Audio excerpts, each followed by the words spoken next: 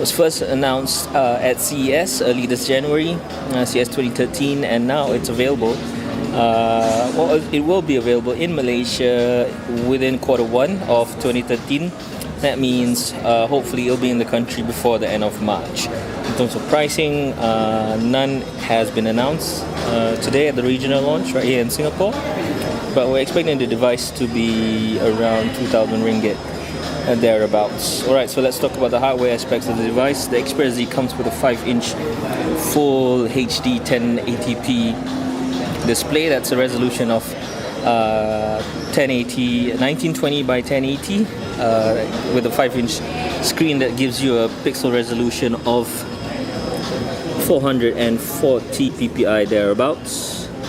It comes with a 1.5 GHz Qualcomm processor with 2 gigs of RAM and 16 gigs of onboard storage. In terms of the display, we like it. I mean, by itself, it's a stunning display. But if you compare it with an AMOLED display, you get better blacks and also a better color contrast with AMOLED. So, you know, LCDs are nice, but not as good as AMOLED displays. Other than that, you get a 2 megapixel front camera. I don't know whether you can see it. The front camera shoots HDR video in 1.8 megapixel and 1080p full resolution. Okay, and at the back is a 13 megapixel camera with Exmor RS backside illuminated sensor that should give you a really good low light performance. There's also NFC, as you can see there, and this stunning glass finish at the back as well. It's probably one of the most beautiful. It's the best color for this Xperia Z. We really like this purple color. It's unique and it goes well with guys or girls. Gorgeous. Full glass front and back. It's not Gorilla Glass, it's tempered glass. We can confirm that it's Dragon Trail, so we're not sure whether it is as durable as Gorilla Glass, but I'm sure Sony has done all their testing and it is probably comparable. It comes in black and white as well, if you're not interested in the purple. You would also be interested to know that it supports LTE 2600 MHz. That's band 7. That is compatible with Malaysia. So if you're interested in running an LTE phone, this is probably one of the best phones out there that you can get. It is water resistant and dust resistant. IP rated IP55 and 57. So that means that it's very unlikely that you're going to get water inside the device. Obviously, of course, you need to have all the ports closed. So the top part is the headphone jack. Oops, drop test. So the top part is the headphone jack, as you can see there.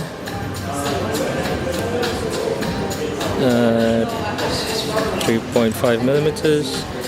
That's fiddly. Okay, and on this side you get the SIM card slot. So let me try and open that up for you guys. Sony has really improved on the design of the ports as well,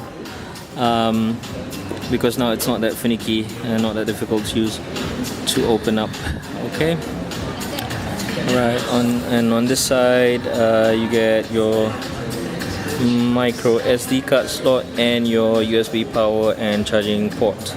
They've also included a dock connector, which is quite interesting considering that the device is waterproof and dustproof. So this dock connector is designed to work with the device.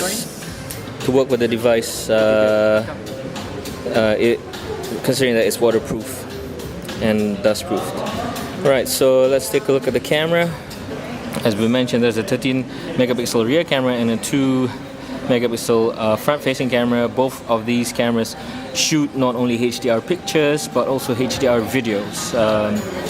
Not in full resolution though, so it's a smaller resolution. Sony has also updated the camera interface so that it's consistent with most of its point and shoot cameras, and also added this superior auto mode. So it's like smart auto, where it detects whether you're in, whether you're taking a portrait picture or whether you're taking a low light condition picture or whether you're taking a fast moving picture. Right, as you can see, so it'll change to low light. That's low light mode right there. And then you have various other modes. So when you're in Xperia Auto, it will always shoot in HDR, and that's not full resolution, so you only get 12 megapixel. If you want to go the full Monty 13 megapixel, you gotta switch HDR off, and that's in the normal mode. So we're switching HDR off, and then you can see that you can boost the resolution all the way up to 13. Okay, right, so other than that, you get a burst mode. So with the Sony, the burst mode is unlimited, and it's only limited by the capacity of the memory. So let's show how this works. Activate burst mode. Right, so this is burst mode. It shoots in.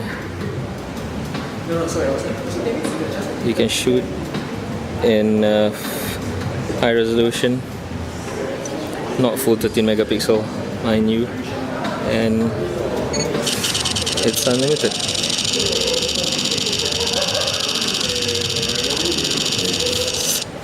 Alright, so there you go. You can shoot as many shots as you want. We went all the way to 102. And the good thing is the pictures are all stored in a folder, so if you want to delete the whole 102 pictures, you don't have to select each and one of them. You can just delete the whole folder if you want to. Yeah, so there's no dedicated button, it's missing. So that means there's no real pure fast capture on this device. But Sony has this thing where you can, there's a shortcut in the home screen where you can swipe to activate the camera and also take a picture, as you can see. So you can quick launch the camera and just launch the camera or launch and capture. So by default it's launch only, so you can decide to have launch and capture. It's somewhat like fast capture, but not as good without a dedicated camera button. It's running Android 4.1.2. There's no indication of whether Sony is going to update the device, but we're thinking that they will. And they've added this nifty little function. It's called small apps. It's nothing new. Some of the latest Sony devices before the Xperia Z has this function as well, but it's worth highlighting. So you can have calculator up and also open a browser and move it around and do your calculations while you're browsing. There's a few other features as well, like a timer, notes, and a voice memo. You can also install more small apps that you can get at the Google Play Store. We also like this new, it's not really new, but it's somewhat redesigned